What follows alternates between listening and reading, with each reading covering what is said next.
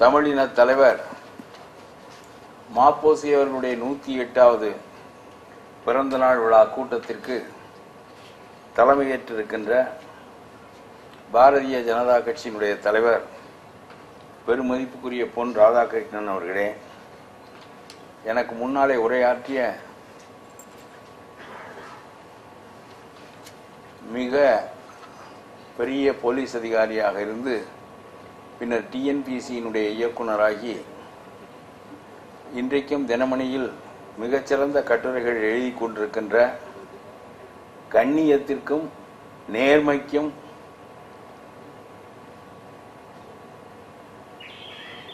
உரியவரான பெருமதிப்புக்குரிய ஐயா நடராஜன் அவர்களே, டெல்லி தமிழ்ச்சங்கத்தினுடைய செயலாளர், டெல்லியில் வடபுலத்தில் தமிழ் வளர்க்கும் செம்மல் மதிப்புக்குரிய முகுந்தன் அவர்களே, இந்த விழாவினை சிறப்புற நடத்துகின்ற மதிப்புக்குரிய மாதவி அவர்களே, அவர்களுடைய கணவர் பாஸ்கரன் அவர்களே, இங்கே வருகை தந்திருக்கின்ற மிகச்சிறந்த தமிழ் இன உணர்வாளர் எழுகதிர் அரு கோபாலன் அவர்களே, கியாபே மகளார் அவர்களே, மிகச்சிறந்த திரைப்பட இயக்குனர் எஸ்பி முத்துராமன் அவர்களே, கவிக்கோ ஞானச்செல்வன் அவர்களே, மதுரையிலிருந்து வருகை தந்திருக்கின்ற மாப்போசியின் பக்தர் திருமலை அவர்களே,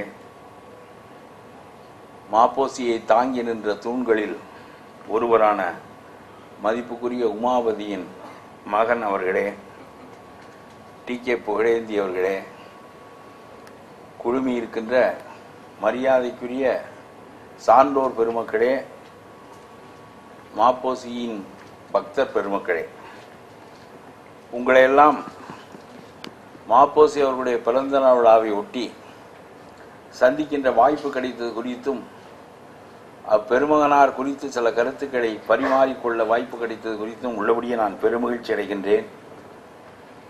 அவர் காலத்தில்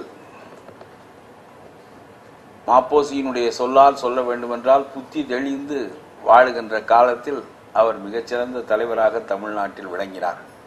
ஆகவே அவருடைய எழுத்தை நான் அறிந்திருக்கிறேன், அவருடைய பேச்சை நான் அறிந்திருக்கிறேன். அவரோடு சேர்ந்து சிலப்பதிகார விழாவில் 1-2 முறை கலந்து கொள்கின்ற வாய்ப்பையும் பெற்றிருக்கின்றேன். அவரை அவருடைய வீட்டிலிருந்து கூட்டிக் கொண்டு வந்து அவரை பேச வைத்து திரும்ப அவருடைய வீட்டிலே கொண்டு விடுகின்ற பொறுப்பை அன்றைக்கு அந்த அமைப்பாளர்கள் என்னிடம் கொடுத்தார்கள். காரில் அழைத்து செல்லுகின்ற போது அவரோடு நீண்ட நேரம் பேசுகின்ற வாய்ப்பெல்லாம் எனக்கு கிடைத்திருக்கிறது. ஆகவே ஒரு மிகச்சிறந்த தலைவர், அவர் விட்டு சென்ற கொள்கைகள், அவர் வாழ்ந்த காலத்தில் பற்றி நின்ற கொள்கைகள், இவற்றையெல்லாம் எண்ணி பார்க்கின்ற போது இந்த கூட்டம் அரங்குக்குள் நடைபெற வேண்டிய கூட்டம் இல்லை, ஐலண்டு மைதானத்தில் நடைபெற வேண்டிய கூட்டம். இதை மாதவி நடத்தக்கூடாது, தமிழ்நாட்டு மக்கள் நடத்த வேண்டும். ஆனாலும் கூட சிறந்தவர்களெல்லாம் வரலாற்றில் நின்று விடுகிறார்கள். இன்றைய அரசியலின் போக்குக்கு பழைய காலத்தில் எப்படி ஒரு கொள்கையை வளர்த்தெடுத்து மாப்போசி தலைவரானார் என்பதை எண்ணி பார்க்கின்ற போது இப்பொழுது அப்படியெல்லாம் ஒரு தலைவர் உருவாக முடியாது. A leader should be a crowd puller.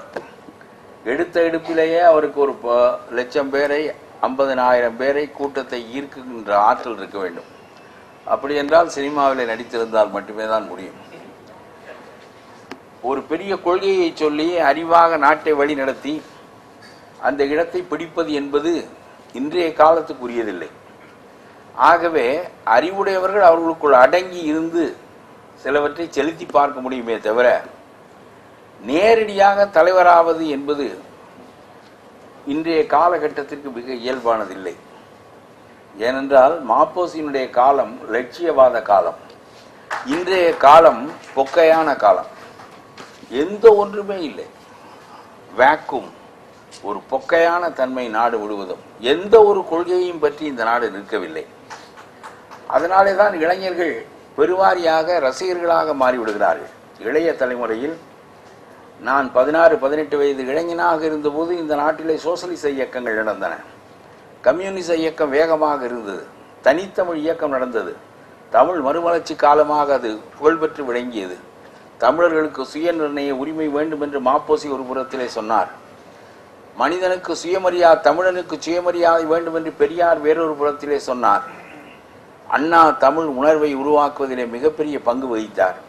இப்படி நாட்டிலே பெரிய தலைவர்கள் ஒவ்வொரு கொள்கை பற்றி நின்றார்கள். அதனாலே இளைஞர்கள் அந்த கருத்துக்களை பற்றி நிற்கின்ற நிலை இன்றைக்கு இருந்தது. உங்களுக்கு சொல்லுகின்றேன், பொதுவாக ஒரு மன்னனானாலும் சரி, அல்லது ஒரு இளம் பெண்ணானாலும் சரி, அல்லது கொடியானாலும் சரி, பொதுவாக அவருடைய தன்மை என்ன என்றால், அரசன் வெகு தூரத்தில் மிகச் சிறந்தவன் இருப்பான், அவனை கூப்பிட்டு வைத்துக் கொண்டு யோசனை கேட்போம் என்று நினைக்க மாட்டான். பக்கத்திலே உட்கார்ந்து கொண்டு மன்னா உன்னை போல் உண்டா என்று ஓதிக்கொண்டே இருக்கின்றவர்களிடம் அவன் இயல்பாக பிடிப்பு வைத்துக் கொள்வான். அவர்கள் சொல்லுவதின்படிதான் நடப்பான். அதுபோல ஒரு இளம்பெண்ணும் கூட மிகச்சிறந்த இளைஞனை தேடி போய் அவனை பற்றி கொள்ள மாட்டாள். பக்கத்திலேயே இருந்து போற்றி கொண்டிருக்கின்ற ஒருவனின் தோளில் சாய்ந்து விடுவாள். அதுபோல ஒரு கொடி நேரான கொம்பு இருந்தால்தான் அதன் மீது படருவேன் என்று காத்திருப்பதில்லை. கோணல் மாணலான கொம்பு பக்கத்தில் இருந்தால் அதன் மீது படர்ந்துவிடும். அதுபோல ஒரு அரசனும் சரி, இளம்பெண்ணும் சரி, கொடியும் சரி, பக்கத்தில் இருக்கின்றவர்களின் மீது படர்ந்து விடுவது போல இன்றைய உலகத்தில் லட்சியவாத அமைப்புகள் இல்லாத நிலையில், பற்றி கொள்வதற்கு எதுவும் இல்லாத நிலையில் இளைஞர்கள் பற்றி கொள்வதற்கு சினிமா மட்டும்தான் இருக்கிறது என்று சொன்னால் சினிமா நடிகர்கள் அவர்களுக்கு தலைவர்களாகி விடுகிறார்கள். ஆகவே மிகப்பெரிய லட்சியங்களை முன்வைக்கின்ற தலைவர்கள் இல்லாத ஒரு காலகட்டத்திலே இதுபோல சாதாரணமான மனிதர்கள் நாட்டின் தலைவர்களாக வந்து விடுவது என்பது ரொம்ப இயல்பானது. இது தவிர்க்க இயலாது. ஆகவே எனக்கு என்ன மிகப்பெரிய வியப்பு என்றால், மிகச்சிறந்த தலைவர்கள் வழிநடத்திய இந்த நாட்டை அதன் பின்னால் அதே வரிசையிலே வருகின்ற தலைவர்கள் தொடர்ந்து வழிநடத்த முடியாமல் ஏன் இப்படி ஒரு பொக்கையான காலம் ஏற்பட முடிந்தது என்பதை எண்ணி பார்க்கிற போது எனக்கு மிகப்பெரிய வியப்பாக இருக்கிறது. நம்முடைய தலைமுறை காலம், ரொம்ப நான் இளைஞனாக இருந்த காலம், ரொம்ப குறிக்கோள் பற்றுடைய காலம்.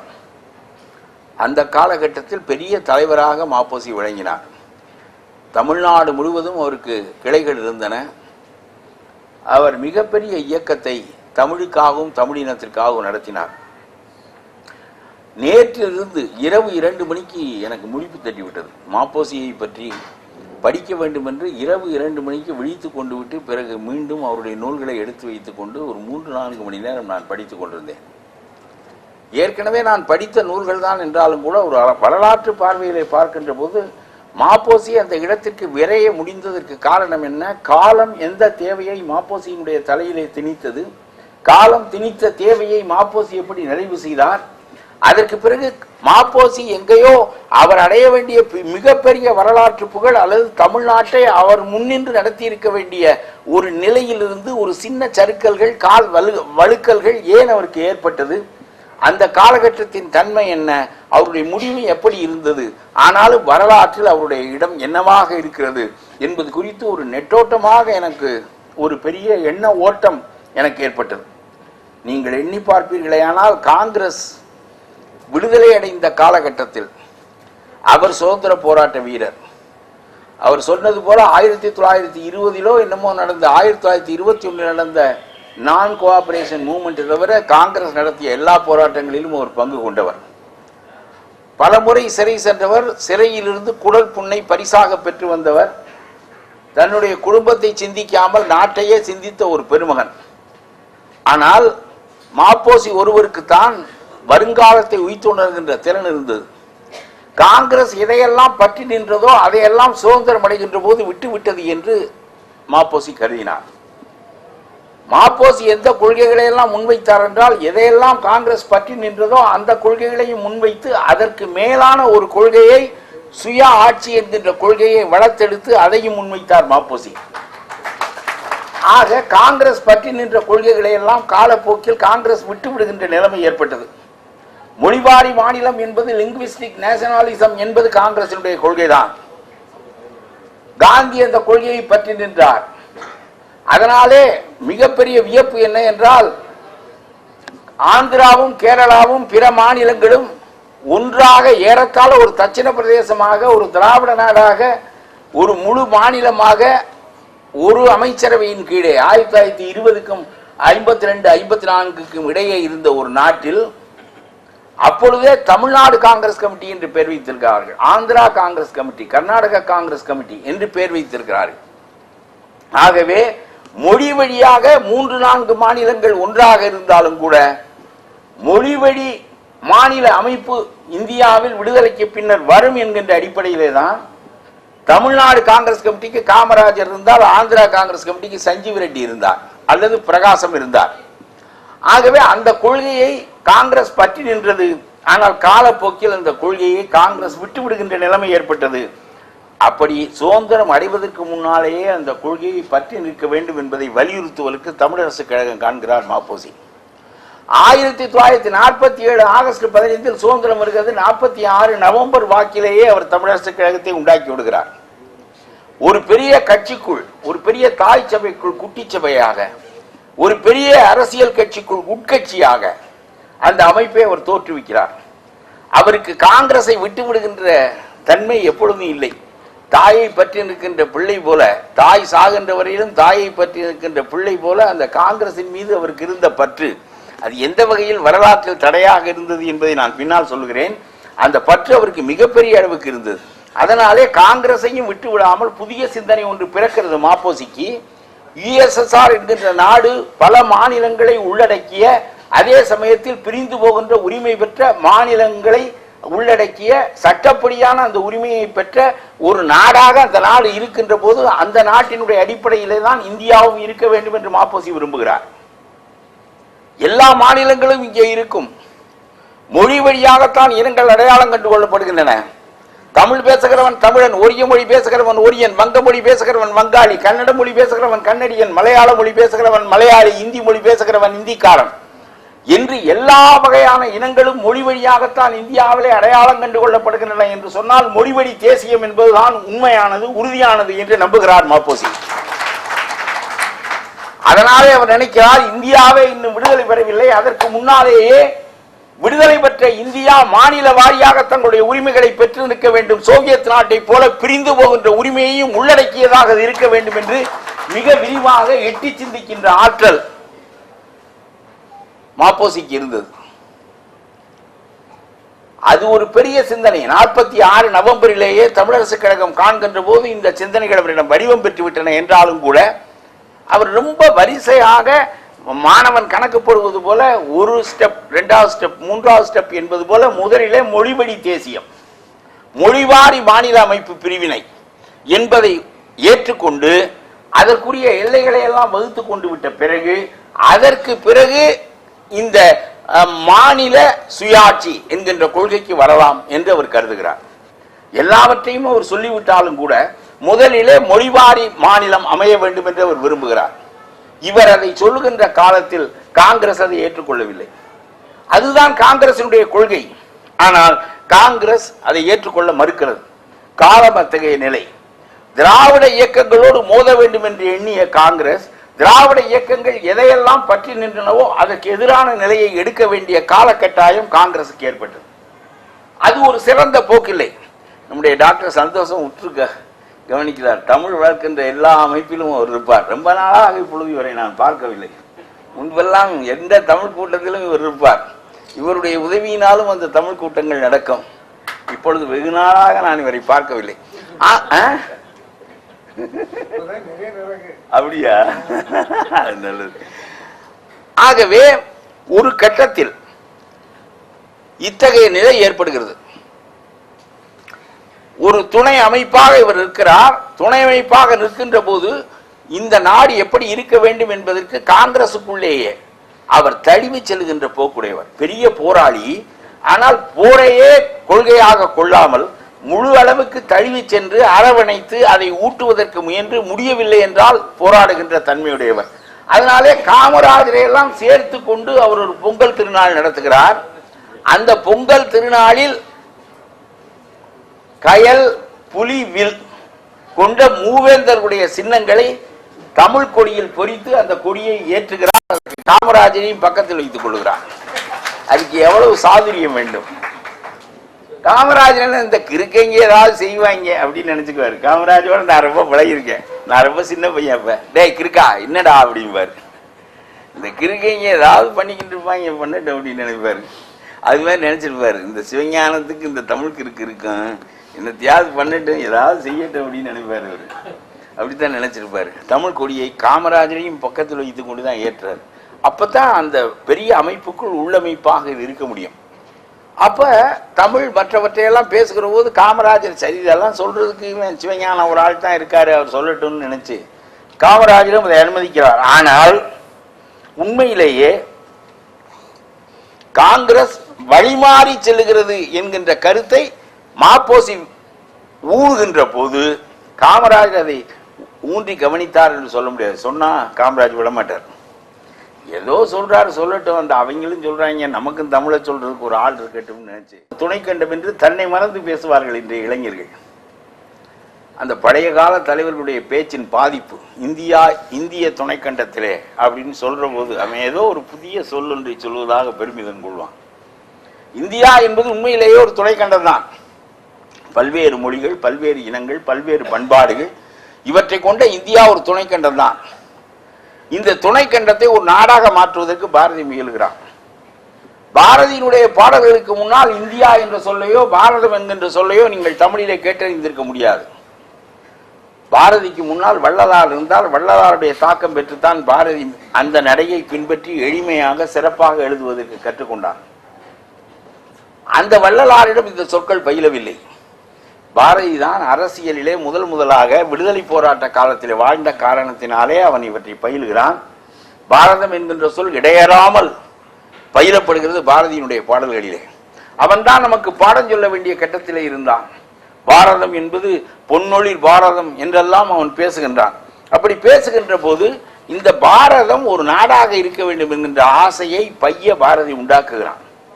அதற்கு முன்னால் துணை கண்டமாக இருந்த நிலை மாறி, ஏனென்றால் இந்த நாடு ஒன்றாக இருந்ததே கிடையாது. மிகப்பெரிய பேரரசு மௌரிய பேரரசு, அது தென்னாட்டை உள்ளடக்கியதில்லை. மிகப்பெரிய பேரரசு குப்த பேரரசு, அதற்கு பின்னால் இந்த முகலாய பேரரசு, இவையெல்லாம் தென்னாட்டை உள்ளடக்கியவை இல்லை. மிகப்பெரிய தமிழ் பேரரசு சோழ பேரரசு, அது வடநாட்டை உள்ளடக்கியது இல்லை. ஆக முழு இந்தியாவையும் உள்ளடக்கிய ஒரு பேரரசு என்பது பிரிட்டிஷ்காரன் காலத்திலே தான் ஏற்பட்டது. வெள்ளைக்காரன் தான் இந்தியாவை ஒன்றாக ஆக்கினான். இன்றைக்கு இருக்கிற நில அமைப்பு படம் என்பது வெள்ளைக்காரன் உருவாக்கியதுதான். குஜராத்தியனையும் மற்றவனையும் நம்மோடு சேர்த்த பெருமை வெள்ளைக்காரனுக்கு உண்டு. அவன் தன்னுடைய சொந்த நன்மைக்காக உருவாக்கிய ஒரு நாடு காலத்தின் தேவையாக நமக்கு அமைந்தது என்பது வேறு. ஆனால் அந்த நாட்டை உருவாக்கினான். எல்லாரும் மொத்த அடிமைகளாக இருந்த காரணத்தினாலே எல்லாரும் ஒன்றுபட்டு போராட வேண்டிய தேவை ஏற்பட்டது. காந்தியை போல மிகச்சிறந்த ஒரு தலைவன் வாய்த்தான் பாருங்கள் இந்த நாட்டிற்கு. அதனாலே தான் பாரதம் நின்றது, இல்லாவிட்டால் நின்றிருக்காது என்பது என்னுடைய கருத்து. ரொம்ப பாரதி அதை ரொம்ப சிறப்பாக சொல்வான். வாழ்கனி எம்மான் இந்த வையத்து நாட்டிலெல்லாம் தாழ்வுற்று வறுமை மிஞ்சி விடுதலை தவறி கெட்டு பாழ்பட்டு நின்றதாம் ஒரு பாரத தேசம் தன்னை வாழ்விக்க வந்த காந்தி மகாத்மா நீ வாழ்க வாழ்க என்று சொல்வான். மிகச்சிறந்த போர் தலைவன் வாவு சிதம்பரம் பிள்ளை, 2 ஆயுள் தண்டனை பெற்றவர். வாவு சிதம்பரம் பிள்ளையினுடைய புகழை மாப்போசி தான் நிலைநிறுத்தினார். புகழுக்குரியவராக வாவுசி வாழ்ந்தார். அந்த புகழுக்குரிய மனிதனை மறந்து விடாமல் வரலாற்றில் தூக்கி நிறுத்திய பெருமை மாப்போசிக்கு உண்டு. அவ்வளவு பெரிய வாவுசி காந்தியை அடையாளம் கண்டுகொள்ள தவறிவிட்டார். வாவுசி திலகனுடைய மாணவன், திலகனுடைய சீடன். லோகமானிய திலகருக்கு மேலாக ஒரு தலைவர் இருக்க முடியாது என்று means to achieve the end என்பது எதுவாகவும் இருக்கலாம். எண்ட் ஜஸ்டிஃபைஸ் த மீன்ஸ் என்பதுதான் திலகருடைய கோட்பாடு. விடுதலையை அடைய வேண்டும் என்றால் அடைய வேண்டும். அதை வன்முறையில் அடைந்தால் என்ன, மென்முறையில் அடைந்தால் என்ன, எந்த முறையில் அடைந்தால் என்ன, இலக்குத்தான் முக்கியம் தவிர இலக்கை அடைவதற்கான வழிமுறைகள் முக்கியம் இல்லை என்று திலகர் கருதினார். அந்த திலகரை பின்பற்றி வாவுசியும் அப்படி கருதினார். பாரதி பெரிய மகான் என்று போற்றுவார் திலகரை, பாரதியும் அப்படித்தான் கருதினார். ஆனால் வாவுசியினுடைய நுழைவு பாரதியை தலைகளாக புரட்டுகிறது. அறத்தை அடிப்படையாக வைத்து ஒரு போராட்டத்தை நடத்துவதற்கு ஒரு மனிதன் வந்துவிட்டால் இது நாம் கேட்டறியாத போராட்ட முறை என்று பாரதி பாராட்டுகிறான் காந்தியை. ஆனால் வ.உ.சி அந்த இடத்திலேயே நின்று விடுகிறார். வ.உ.சி எங்கே நின்று விட்டார்?